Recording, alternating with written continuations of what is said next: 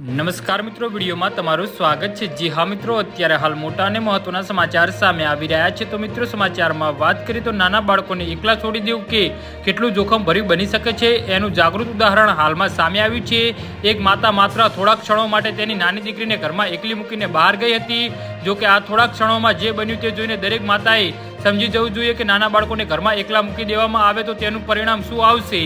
જી હા મિત્રો, અત્યારે હાલ મોટા અને મહત્વના સમાચાર સામે આવી રહ્યા છે। આજે સવારે કાતરજ પુણેથી એક ચોંકાવનારી ઘટના સામે આવી છે। એક માતા પોતાની મોટી દીકરીને સ્કૂલે મૂકવા માટે થોડા સમય માટે ઘરમાંથી બહાર ગઈ હતી। આ દરમિયાન તેની 4 વર્ષની નાની દીકરીને તેને ઘરમાં એકલી મૂકી હતી। હવે વાત જાણે એમ છે કે 4 વર્ષની આ નાની દીકરી રમતા રમતા બારી તરફ ગઈ અને ત્યાંથી લપસી જતા તે ધાર પર લટકતી રહી। જી હા મિત્રો, અત્યારે હાલ મોટા સમાચાર સામે આવી રહ્યા છે।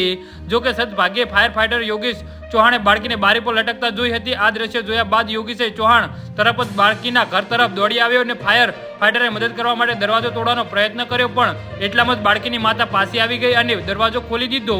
જી હા મિત્રો, અત્યારે હાલ મોટા સમાચાર સામે આવી રહ્યા છે। જણાવી દઈએ કે સમયસરની કાર્યવાહીથી છોકરીને સલામત બચાવી લેવામાં આવી હતી। આ ઘટના પરથી માતા પિતાએ એક વાત ખાસ ધ્યાન રાખવું જોઈએ કે નાના બાળકોને ઘરમાં ક્યારેય એકલું ન મૂકવું જોઈએ।